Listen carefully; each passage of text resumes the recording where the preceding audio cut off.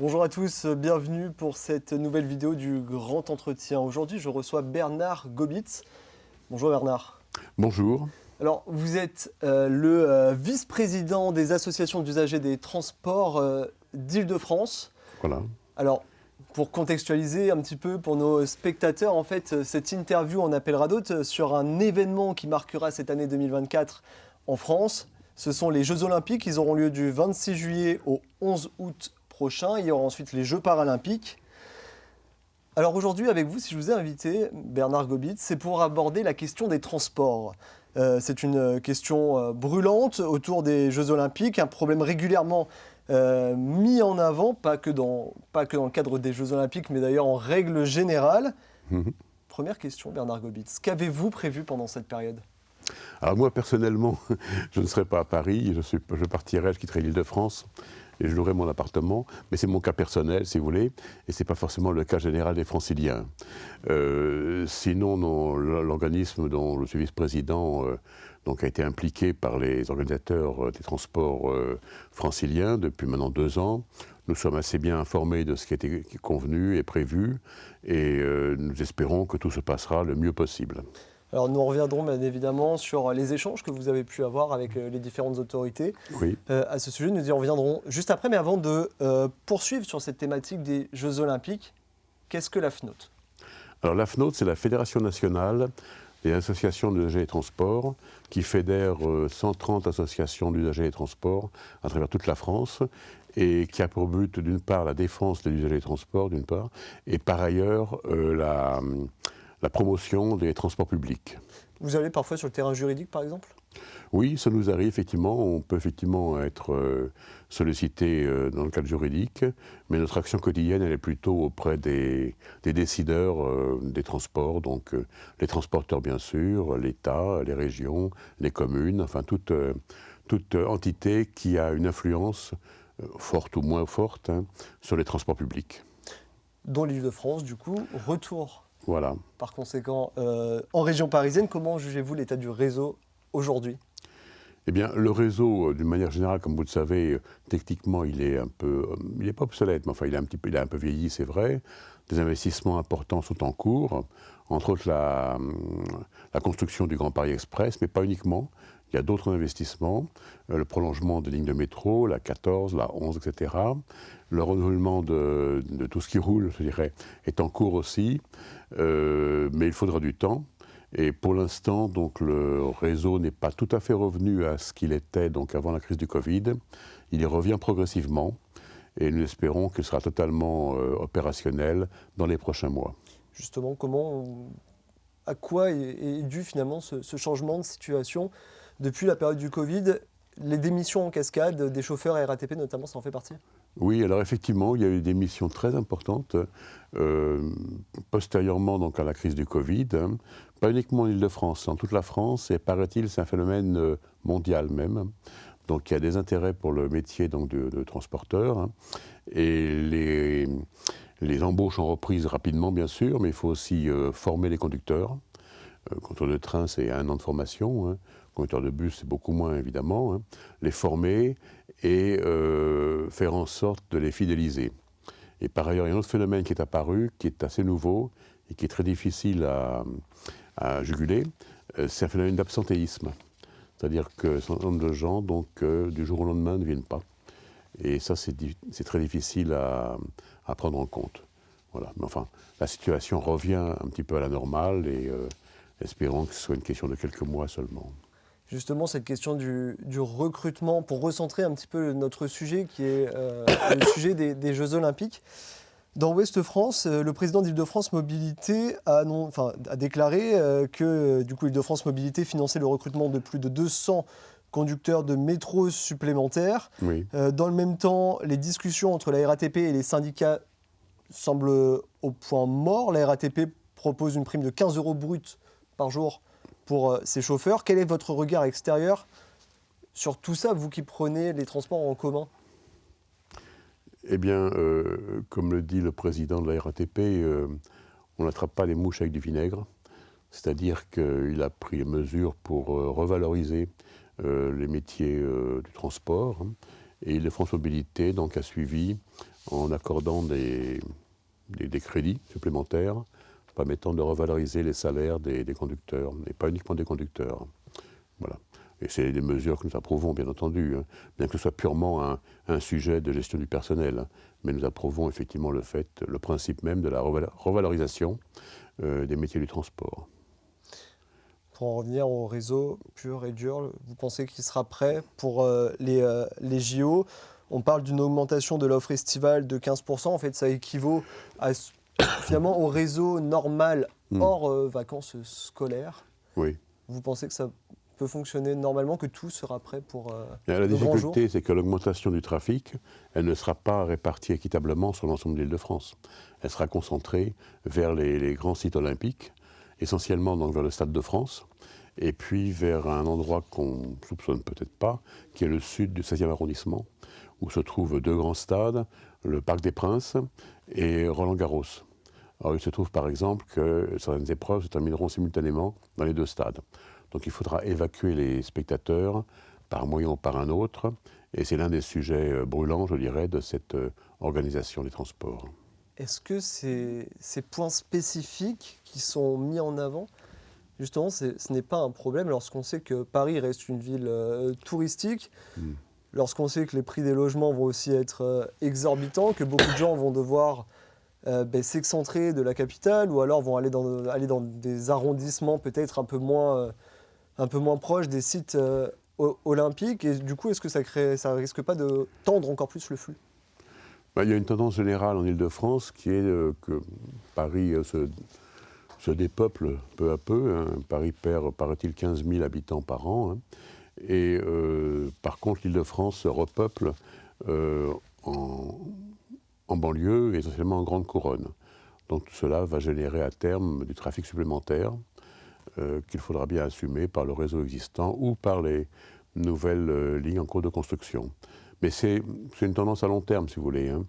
Il faut le décorréler des Jeux Olympiques qui, eux, amèneront des flux très importants dans certains secteurs bien précis de l'Île-de-France. Hein, comme je vous le disais tout à l'heure, donc le sud du 16e, le secteur de Saint-Denis, etc. Il y aura aussi des épreuves à Versailles, par exemple, qui pourraient amener des flux importants. C'est conjoncturel. Hein. C'est uniquement durant la durée des Jeux Olympiques et Paralympiques. Justement, cette gestion des flux, puisqu'on est sur cette thématique-là, des stations de métro vont être fermées. Est-ce que ça ne va pas causer des enjeux finalement de sécurité publique, le fait qu'on concentre dans certaines stations, par exemple, toutes les personnes qui auraient pu se répartir justement sur les différentes stations? Oui. Ou est-ce que justement, en règle générale, ça aurait été plus compliqué d'avoir plus de stations ouvertes? Alors la fermeture des stations les plus proches des grands événements, c'est une habitude qui n'est pas nouvelle. Hein. Ça se passe de cette manière à chaque fois qu'il y a un grand événement qui concentre des foules importantes. C'est une mesure de précaution pour éviter qu'une station soit envahie par des foules trop compactes, avec tous les risques que ça peut générer, les gens qui tombent sur les voies, etc., tout ce qu'on peut imaginer. Et donc les stations les plus proches des grands événements sont fermées systématiquement. C'est ce qui arrive peut-être le 14 juillet aux Champs-Élysées, par exemple. Hein. Et donc on incite les voyageurs à aller prendre les transports publics, le métro, le RER, dans des stations un peu plus éloignées.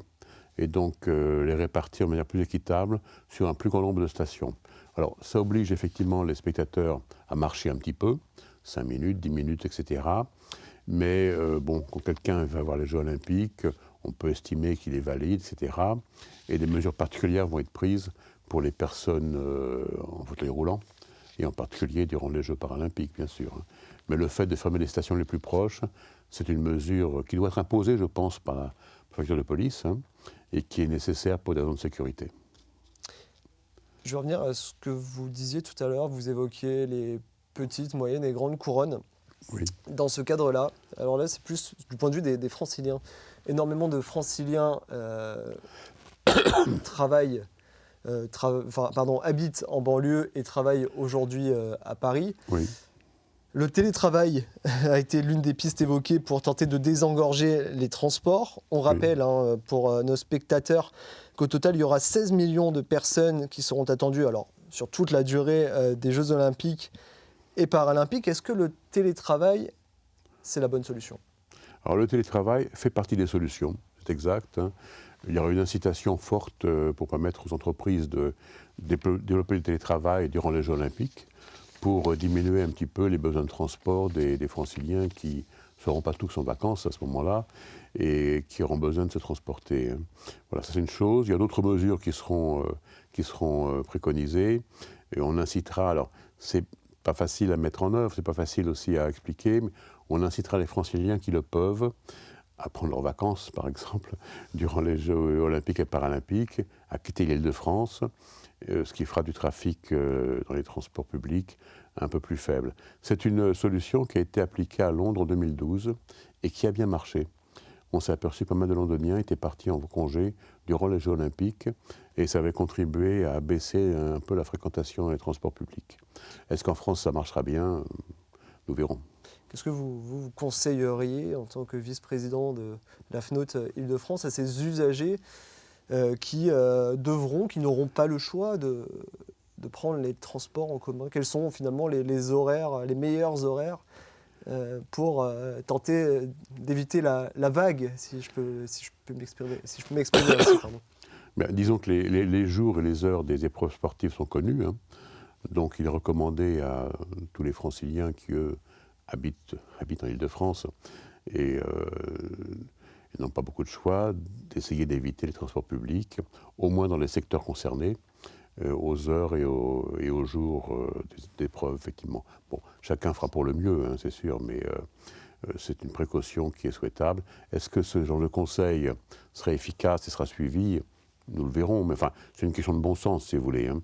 Une question de bon sens, bien sûr, hein. Est-ce qu'on avait le choix? Est-ce qu'on aurait pu faire différemment sur les conseils à prodiguer aux uns, aux autres, prendre des vacances, ne pas prendre de vacances, à télétravailler? Certains métiers ne peuvent même pas télétravailler. Les commerces vont continuer aussi de fonctionner. C'est aussi un rouage économique. Bien sûr, tout le monde ne veut pas télétravailler, c'est évident, hein.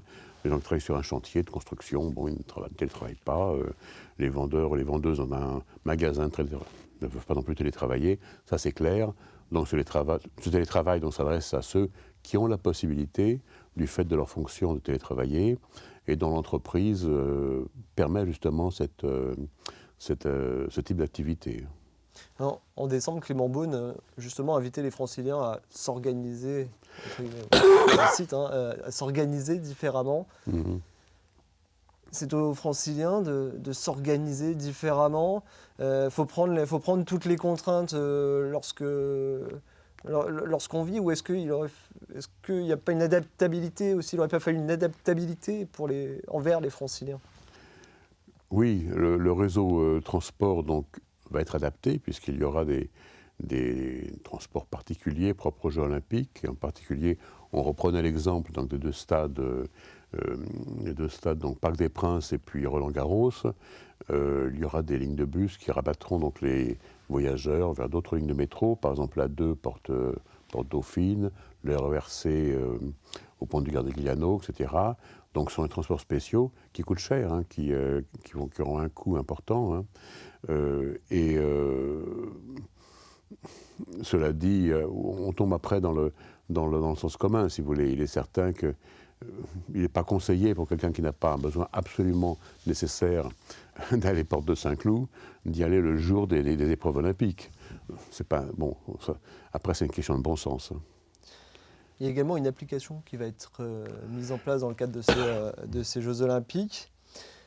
Une application mise en place par Île-de-France Mobilité pour faciliter l'accès au transport pendant la compétition. D'ailleurs, Île-de-France Mobilité demande à Google Maps et à Citymapper de relayer leur plan de transport. Ça peut régler le problème de flux, sachant qu'on dit que l'application ne proposera pas toujours le chemin le plus court, mais le chemin le plus adapté. Par exemple, pour aller au Stade de France, pourquoi pas une personne qui prend la ligne 13 habituellement, plutôt de prendre la ligne 14. Oui, effectivement. Donc c'est une bonne initiative. Maintenant, le circuit, effectivement, les grands organismes comme Google, Citymapper et autres, qui sont mondialement connus, hein, plus que les applications proprement franciliennes, hein. C'est une bonne initiative. Suggérer des itinéraires bis, je dirais, qui évite donc ceux qui seront les plus surchargés. C'est aussi une bonne initiative.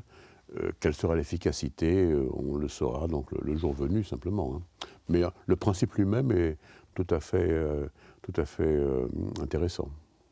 Vous disiez tout à l'heure que la FNOT avait été consultée. Vous avez été consulté par qui? Par les pouvoirs publics? Nous avons été informés déjà de ce qui se préparait à 2 reprises. Une première fois, il y a maintenant 1 an et demi, par une réunion donc, chez Île-de-France Mobilité, qui est l'autorité organisatrice des mobilités en Île-de-France. Hein. Et puis, moi personnellement, comme je suis administrateur d'Île-de-France Mobilité, je suis ça aussi avec attention. Les administrateurs sont régulièrement informés et je pense qu'il y aura prochainement de nouvelles informations, de mise à jour de ce qui est prévu, parce que le plan, il évolue en 2 ans, ce n'est pas toujours le même. Et c'est un sujet qui passionne forcément tous les membres du conseil d'administration. Vous avez fait remonter des choses? Remonter, oui, enfin, de notre point de vue en tant qu'usager, mais les données scientifiques, les données chiffrées, etc., elles sont en possession des transporteurs et en possession de l'autorité organisatrice. C'est eux qui peuvent juger si une ligne va être saturée ou pas, et c'est eux qui peuvent éventuellement mettre en place des transports pour alléger donc, les lignes qui seront trop chargées. Quelles sont vos craintes? Est-ce que vous avez des craintes déjà? et si oui, quelles sont-elles? Ou est-ce que la FNOT, Île-de-France, la FNOT nationale, a des craintes par rapport les craintes, nous sommes optimistes par nature, mais il est certain que c'est une manifestation qui est tout à fait particulière, qui n'a jamais eu lieu en Île-de-France, puisque la dernière fois c'était il y a un siècle, dans un contexte un petit peu différent. Voilà. Et nos craintes, effectivement, c'est qu'il y ait un incident. Alors, les incidents peuvent être de différents ordres. Hein. Il y a des incidents un peu banaux, un bagage oublié, etc., des malaises voyageurs, etc., qui perturbent le service, un service qui sera très tendu. Hein. Et puis il y a des incidents techniques qui peuvent arriver aussi, parce que le réseau n'est pas toujours techniquement tout à fait au point. Il y a des problèmes techniques, quelquefois ça peut arriver, comme ça peut arriver brièvement durant la Coupe du Monde de rugby, hein, aussi sur le RERB. Hein. Bon, tout ça, ça peut arriver. Bon, il faut avoir un peu de chance aussi pour que tout se passe bien. Il n'est pas interdit d'avoir un peu de chance. Justement, vous parlez de problèmes techniques, vous parliez de la Coupe du Monde de rugby, transition parfaite, puisque la chaleur était omniprésente en septembre dernier en France. Certaines rames ne sont même pas équipées de climatisation. Ça peut aussi engendrer tous les problèmes que vous évoquiez. Alors, au-delà du bagage oublié, mais plutôt, je pensais plutôt au malaise voyageurs, à des situations un peu peut-être tendues dans les transports. Alors, sur le RERB, qui est l'une des lignes principales qui desserviront donc le Stade de France, une partie du parc est équipée de réfrigération. Nous incitons assez lourdement la RATP qui gère cette ligne, à faire en sorte que toutes les réfrigérations marchent correctement l'été prochain, c'est évident, comme tous les étés. Une partie du parc n'est pas équipée et il est prévu que les rames qui ne sont pas équipées de réfrigération soient peut-être moins sollicitées que celles qui ont été modernisées et réfrigérées. Mais ça reste un point difficile. Il est certain qu'il y aura des rames non réfrigérées qui circuleront et si nous sommes en période de canicule, ce sera très difficile pour les usagers. Oui, justement, ce que je voulais dire, est-ce que ce n'est pas un discours un petit peu paradoxal de vouloir utiliser certaines rames peut-être un petit peu moins, alors qu'on veut augmenter l'offre? Bien, la RATP et la SNCF qui gèrent cette ligne feront le maximum pour que l'offre soit maximale aussi, mais il y a toujours un choix, si vous voulez. Hein. Toutes les rames ne sont pas toujours simultanément en service sur cette ligne-là. Certaines sont encore en entretien ou ailleurs, etc. Donc, s'il y a un choix à faire, c'est mettre en service au maximum les rames équipées de la réfrigération. Le matériel roulant qui va remplacer les rames actuelles, il est en commande depuis 2 ans. Malheureusement, il n'arrivera pas avant 2027. Donc, il y a 3 ans encore à tenir pour commencer à voir arriver un matériel moderne, entièrement climatisé et d'une capacité supérieure aux rames actuelles. Est-ce qu'il n'y a pas aussi un enjeu un petit peu de santé publique autour de tout ça, quand on oui, parle de malaise voyageur? Oui, il y a un enjeu de santé publique, bien sûr, tout à fait. Hein. Nous savons bien que sur le RERB, en temps de canicule, il peut y avoir des malaises voyageurs dus à la canicule simplement. Oh. C'est exact, mais voilà, les transporteurs font avec le matériel qu'ils ont. En règle générale, est-ce que vous recensez un petit peu ces cas-là? Est-ce que vous avez des statistiques par rapport à tout ça? Non, nous on n'en a pas, les transporteurs en ont, et dans métier en a aussi bien sûr, nous n'en avons pas, mais nous constatons en tant qu'usagers qu'effectivement, en cas de grosses canicules, et ces canicules sont maintenant peut-être plus fortes qu'autrefois et plus fréquentes surtout, voyager sur le B dans une rame qui n'a pas été réfrigérée, c'est pénible. C'est plus que pénible, c'est même très difficile, surtout quand la rame est très chargée. Vous parliez également tout à l'heure des bagages oubliés. Oui. On le disait tout à l'heure, 16 millions de personnes sont attendues pendant toute la durée des Jeux Olympiques. Oui. Des actes, un peu d'inadvertance, un peu d'inattention, et hop, on laisse son sac dans le métro, dans le RER, dans le bus. Est-ce que justement, avec le contexte sécuritaire actuel lié au terrorisme, ça risque pas d'être encore plus tendu, et est-ce que du coup ça risque pas de mettre les Alors gens à il y a fleur eu de peau? des progrès dans ce domaine-là, puisqu'en fait ont été créées des brigades cynophiles avec des chiens qui peuvent renifler effectivement les bagages et déterminer s'il y a un explosif ou pas. Il y a des réglementations en cours de modification, qui malheureusement n'iront peut-être pas dans le sens d'une simplification des choses. Il y a un problème d'homologation des chiens qui est en cours, que je ne connais pas dans le détail, mais qui j'espère sera résolu donc avant les Jeux Olympiques, parce qu'il est effectivement urgent et indispensable de simplifier au maximum les procédures et de limiter au maximum les temps d'arrêt des rames. C'est un point très important. Alors, on parle beaucoup des transports en commun parisiens, mais ce sont des phénomènes qui peuvent aussi avoir lieu dans toutes les gares parisiennes. On le sait, des trains sont régulièrement retardés. Bien sûr. À Montparnasse, à Gare de Lyon, Bien sûr. à Austerlitz, etc. etc. Là aussi, il va falloir que ce soit simplifié. On le sait, les Jeux Olympiques, ce n'est pas que Paris, c'est aussi Marseille, c'est aussi, il y a des épreuves à Lille, il y a des épreuves à Châteauroux, des épreuves partout en France. Oui. Alors là, c'est une conséquence effectivement du traitement des dangers, terrorisme et autres, effectivement, dont les transports publics subissent des conséquences. Ce n'est pas un problème purement transport, mais dans les transports, ce genre d'aléas est particulièrement visible et particulièrement nocif, puisque arrêter une ligne de RER parce qu'il y a eu quelque part un incident de ce type-là, c'est effectivement accroître les difficultés de transport de centaines de milliers de personnes. Puis on a également d'autres phénomènes récurrents, des personnes sur les voies aussi. Parfois, il va falloir que chacun y mette aussi un peu de bonne volonté. Personnes sur les voies. Alors, il y a eu une modification récente des réglementations qui va dans le bon sens. Sur la partie SNCF du RER B, par exemple, au nord de Gare du Nord, si vous voulez, une réglementation imposait que s'il y avait une suspicion de personnes sur les voies, tous les trains devaient s'arrêter. Je vous coupe pas, mais ça coupe le courant dans le métro d'ailleurs. Oui. Alors, cette réglementation, si vous voulez, était extrêmement contraignante, puisqu'elle perturbait beaucoup le service. Et depuis peu de temps, donc, les trains sont autorisés à continuer à circuler, mais à faible allure. Ce qui permet le plus souvent de rejoindre la gare suivante, permettre aux gens qui le souhaitent de descendre, etc. Et qui évite le surincident.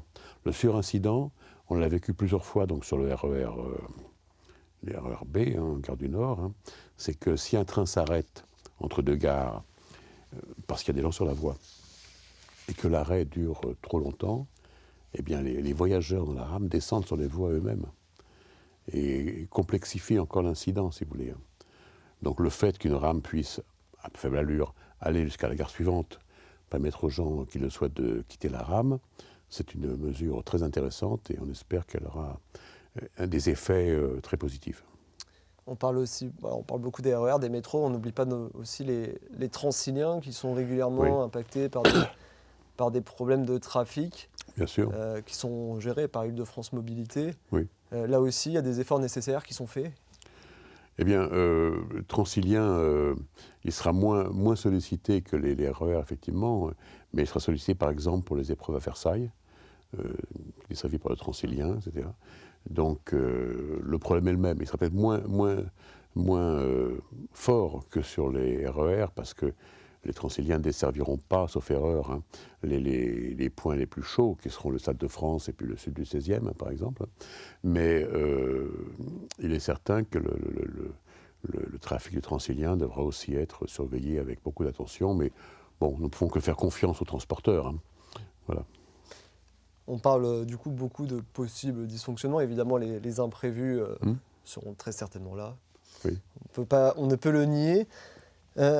Peut-on aussi se dire que dans la situation actuelle, les travaux ont aussi une responsabilité sur les difficultés qu'on connaît actuellement sur le réseau et qu'une fois tout cela terminé, ça roulera correctement? Alors, les travaux, effectivement, sont extrêmement perturbants sur le réseau francilien. Il y a le type de travaux, des travaux donc, de rénovation, pour permettre aux lignes actuelles d'être remises au goût du jour, bien sûr, et des travaux de développement. Le développement, c'est le Grand Paris Express, par exemple, dont les travaux sont perturbants sur le réseau actuel, dans les gares, par exemple, de correspondance entre le futur Grand Paris Express et puis le réseau actuel. Il y aura une période sans aucun travaux au milieu de l'année 2024. Alors, je n'ai pas la date exacte, mais les travaux s'arrêteront, alors, je ne sais pas, peut-être au mois de mai, je ne sais pas, complètement. Il n'y aura aucun chantier en Île-de-France durant les Jeux Olympiques. Donc cet aléa est déjà supprimé et les chantiers reprendront à la rentrée après les Jeux paralympiques. C'est une mesure qui nous paraît indispensable parce que sinon on rentre dans l'ingérable. Vous parlez du Grand Paris Express. Oui. Il ne sera disponible, enfin cette ligne ne sera disponible qu'en 2027. C'est aussi un handicap supplémentaire pour les transports parisiens. C'est une facilité, effectivement, dont on ne pourra pas bénéficier pour les transports pour les Jeux Olympiques. La première ligne, ce sera la ligne 15 Sud, de Noisy-Champs donc au Pont de Sèvres. C'est plutôt 2026, je crois, la date. Enfin, on ne sait jamais s'il y a des retards. Ça peut arriver, etc. Et puis ensuite, ce sera la ligne 17 jusqu'au Bourget, ainsi que la ligne 16 jusqu'à Clichy-Montfermeil. Mais par contre, il y aura quand même des inaugurations donc, avant les Jeux Olympiques qui auront un effet important. Le prolongement au nord, ligne 14, jusqu'à Saint-Denis-Pleyel, sachant que Saint-Denis-Pleyel est une station qui pourra desservir, enfin, qui n'est pas tout à fait à côté du Stade de France, mais qui n'est pas très loin non plus, et qui pourra participer à la desserte du Stade de France. Hein. Et puis le prolongement de la 14 au sud, jusqu'à l'aéroport d'Orly, qui ouvrira au mois de juin, et qui permettra enfin une liaison correcte entre l'aéroport d'Orly et Paris, plus d'autres lignes, le prolongement de la 11 par exemple, de la mairie des Lilas jusqu'à Rosny-Bois-Perrier. Alors, ça ne dessert aucun site olympique, mais ce sera quand même un très gros progrès pour les Franciliens, plus le prolongement du RER E à l'ouest. Donc il y aura un petit tronçon mis en service, un peu pour le principe, hein, entre la porte Maillot et Nanterre, avec un arrêt donc à la Défense, mais avec une desserte très, très modeste. C'est un peu une inauguration, je dirais, de principe pour montrer les belles gares, etc. etc. Et le RER E sera vraiment prolongé à l'ouest jusqu'à Nanterre, à la rentrée, en novembre probablement, octobre ou novembre. Et certains travaux termineront en juin 2020, enfin devraient se terminer en juin 2024, donc un mois avant, concrètement avant les Jeux Olympiques. La marge de manœuvre est assez faible pour se dire il ne doit pas y avoir de problème sur les phases de test. Vous êtes d'accord ? C'est tendu. C'est tendu, c'est très tendu, surtout pour la 14. Il n'est pas question aujourd'hui que la 14 ne soit pas ouverte pour les Jeux Olympiques. Et c'est une des raisons pour lesquelles la 14 est très fréquemment fermée actuellement pour travaux. Elle le sera pendant plusieurs semaines, hein, d'ici l'inauguration, pour que tout soit prêt pour l'inauguration, enfin pour l'ouverture des prolongements au mois de juin. Donc aujourd'hui, il y a des contraintes très importantes sur la 14. Hein. Beaucoup de fermetures, hein, notamment le week-end, on le sait. C'est un peu un effet pervers de Jeux Olympiques, si vous voulez, hein, parce qu'il n'y aurait pas cette contrainte d'ouverture au mois de juin. Personne n'aurait protesté si la 14 ouvrait en novembre ou en décembre, si vous voulez. Hein. Et donc, on aurait pu lisser les travaux un peu plus et fermer un peu moins fréquemment la 14. Bon, on s'est mis cette contrainte. L'inconvénient, c'est qu'elle est fermée fréquemment maintenant durant le premier semestre, mais on peut espérer qu'elle sera enfin en service, que les prolongements seront enfin en service, donc au mois de juin. Alors, beaucoup de problématiques hein, sur le réseau. Parfois, ça fonctionne très bien, parfois, ça fonctionne un petit peu plus mal. Oui. Mais dans le même temps, alors, on voit les prix qui ne cessent d'augmenter. Le pass Navigo mensuel l'a encore augmenté début 2024. Que pensez-vous des tarifs actuels ? Bien, écoutez, le pass Navigo mensuel a augmenté approximativement comme l'inflation. Donc c'est une augmentation réelle, bien sûr, mais qui n'est pas, comment dire, qui ne fait pas réagir outre mesure donc les usagers. Le problème était plus grave, c'est le financement des transports franciliens jusqu'en 2030. Un accord a été trouvé entre la région Île-de-France et l'État, et c'est une très bonne chose. Hein. Par contre, pour la période des Jeux Olympiques, il y aura effectivement un tarif spécial, spécifique, grosso modo le double. Ah oui, je voulais en venir, hein, on peut les citer. C'est tarif 4 € le ticket de métro, 70 € la semaine. Mais justement, je voulais vous interroger, comment jugez-vous ces Oui, tarifs ? c'est grosso modo le double du tarif normal. C'est une hausse qui est ciblée vers les touristes. C'est-à-dire que le francilien qui a son pass Navigo mensuel ou annuel ne verra pas cette hausse. Son pass sera toujours valable. Hein. Celui qui voyage avec des tickets individuels, si vous voulez, jour après jour, pourra faire provision de tickets individuels avant la période des Jeux Olympiques. Donc, pour lui, la hausse de prix sera transparente aussi. Par contre, pour les personnes qui viendront à Paris pour les Jeux Olympiques, eux devront s'acquitter d'un tarif de transport plus élevé que le tarif normal francilien.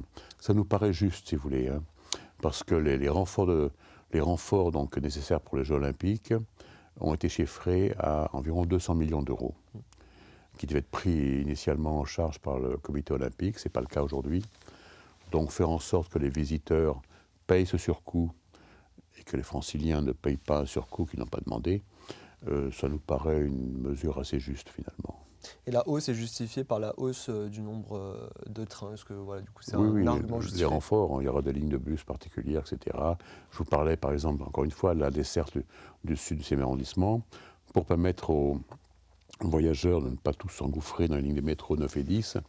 Il y aura par exemple des lignes de bus qui amèneront les gens donc, à la ligne 2, porte Dauphine. Bon, ça c'est une ligne qui n'existe pas normalement. Hein. Donc il faut payer les surcoûts, ils seront importants. Il y a des surcoûts un peu partout qui sont assez considérables. Il faut savoir par exemple que, alors c'est un exemple parmi d'autres, c'est qu'un petit exemple, hein, pour les Jeux paralympiques, mais aussi pour les Jeux olympiques, il est prévu un parc de 200 autobus spécialement aménagés pour les personnes en fauteuil roulant. D'accord. Donc voilà. On va accompagner les personnes à mobilité bien sûr, réduite c'est un surcoût vers les sites, qui est propre aux Jeux Olympiques. Hein. Et puis il y a beaucoup de choses comme ça. Il y a un dépôt pour les bus qui desserviront le secteur des Jeux Olympiques autour de Saint-Denis, dépôt qui sera à Aulnay-sous-Bois, qui est prévu, dépôt provisoire, hein, qui sera fermé donc après les Jeux Olympiques, qui est prévu pour accueillir 900 bus. C'est énorme, l'infrastructure est énorme. Ça coûte beaucoup d'argent aussi. Donc tout ça, c'est des surcoûts qui s'accumulent et qui aboutissent à ce montant global d'environ 200 millions d'euros.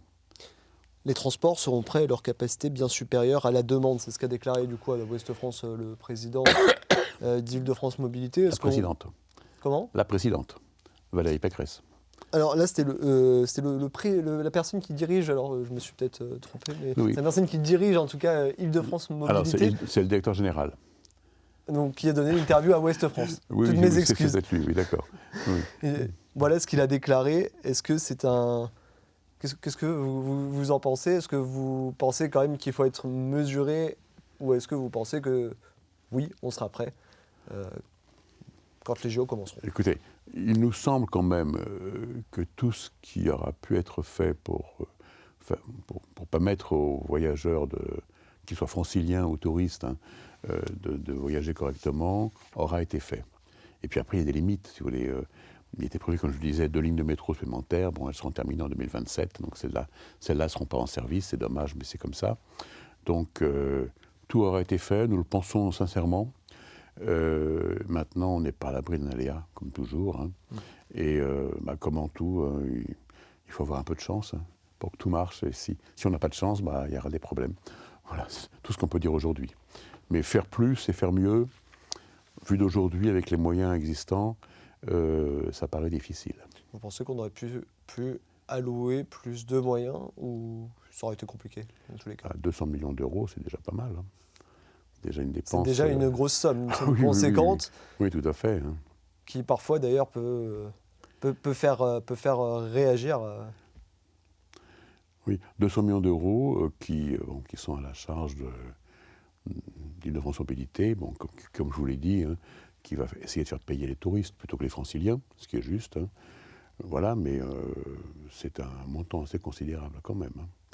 C'est considérable pour des Jeux Olympiques qui dureront 2 semaines pour les Jeux Olympiques, une dizaine de jours pour les Jeux Paralympiques, pour une durée extrêmement faible dans le temps. Hein. Et notons que les Jeux Paralympiques se chevaucheront aussi avec la rentrée scolaire et de fait la fin des vacances scolaires et les gens qui vont reprendre aussi le... Ça, c'est une difficulté supplémentaire, effectivement. Donc, les organisateurs des Jeux Olympiques ont voulu absolument que les jeunes, enfin les élèves, je dirais, puissent être présents aux Jeux Paralympiques. Et donc, les Jeux Paralympiques seront à cheval sur la rentrée scolaire. Ce qui veut dire que les franciliens, qui sont partis en vacances avec leurs enfants, enfin les familles, hein, seront revenus. Et donc, il y aura à la fois le trafic normal, habituel, francilien, plus le trafic particulier dû aux Jeux Paralympiques. C'est une grosse difficulté. C'est une grosse difficulté, et en particulier en termes de conducteurs, puisqu'il faut que les conducteurs assument à la fois le trafic normal, je dirais, du réseau francilien, et en même temps le trafic particulier, renforcé, et dédié, je dirais, aux Jeux Olympiques. Oui, et c'est compliqué aussi peut-être de dire aux conducteurs, soyez là pour les Jeux Olympiques, mais on aura aussi besoin de vous pour les Jeux Paralympiques. Voilà. Bon, quand on reprend les dates, les Jeux Olympiques commencent le 26 juillet, les Jeux Paralympiques terminent le 8 septembre. Donc entre le 26 juillet et le 8 septembre, même s'il y aura une coupure entre le 11 août et le 28 août, c'est compliqué de dire. C'est compliqué, et puis on a besoin de les conducteurs ont droit aussi aux vacances et au repos, c'est parfaitement normal. Hein. Donc il faudrait bien qu'ils les prennent soit avant les Jeux Olympiques, soit entre les 2 périodes olympiques, soit après. Mais c'est un vrai sujet aussi. Hein. Ça pourrait donc peut-être créer des tensions sur le réseau au moment de la rentrée scolaire? C'est un risque. Bon, après, c'est une question de gestion du personnel par la RATP, par la SNCF, etc. Hein. Mais il est certain que le problème du nombre de conducteurs disponibles durant les Jeux Olympiques, durant les Jeux Paralympiques, mais aussi avant et après, est un sujet très difficile. Hein. Très difficile. Alors, ce que l'on sait, c'est que les transporteurs essaie de faire venir des conducteurs de province, par exemple, hein, avec des conditions matérielles intéressantes. Hein. Mais c'est un peu déshabiller Pierre pour habiller Paul. Ça va être extrêmement difficile. Il y aura une difficulté qui relève de la gestion des ressources humaines, hein, par les transporteurs. Et puis on le sait, on connaît aussi la difficulté à recruter en province, dans les régions, des chauffeurs de car. Donc voilà, il y a aussi cette pénurie partout en France. Hein. Oui, alors les conditions matérielles, elles sont, je ne les juge pas, hein, mais elles sont souvent attractives. Est-ce qu'elles le sont suffisamment à voir, hein. Mais c'est pas simple pour un conducteur de bus en région de venir en Île-de-France. Parce que l'Île-de-France a une réputation aussi de service plus difficile, si vous voulez. Hein. Il faut être capable de conduire sur le périphérique, oui, faut être capable de rouler en ville, etc. Si vous voulez, moi je comprends qu'un chauffeur de bus qui roule à Châteauroux, j'ai rien contre Châteauroux, loin de là, soit un peu effrayé par devoir rouler en banlieue parisienne, à Paris, etc. C'est pas le même service, c'est difficile. Hein. Donc il faut que les conditions au moins matérielles soient attractives. Est-ce qu'elles le seront suffisamment? Nous verrons. Hein. Merci beaucoup Bernard Gobitz. Je vais juste finir par parler un peu du sportif. Ça vous intéresse, les JO? Écoutez, personnellement, pas beaucoup. Je ne devrais pas le dire comme ça, mais c'est une manifestation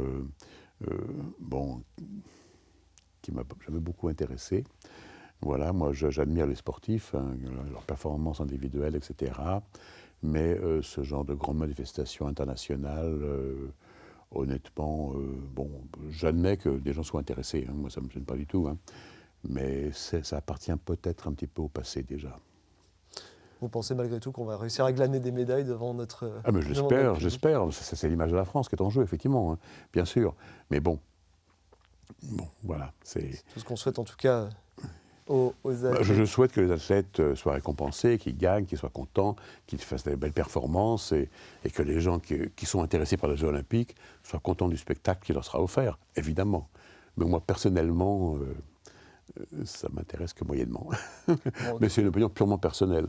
En tout cas, merci beaucoup Bernard Gobitz d'avoir répondu à notre invitation.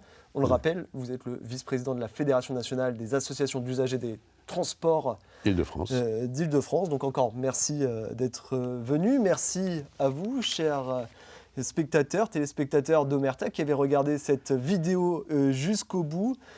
N'oubliez pas, Omerta, c'est aussi une application que vous pouvez retrouver sur l'App Store, que vous pouvez aussi retrouver sur Google Play. Alors en attendant qu'on se retrouve pour une prochaine vidéo, abonnez-vous pour retrouver tous nos contenus exclusifs. À très bientôt.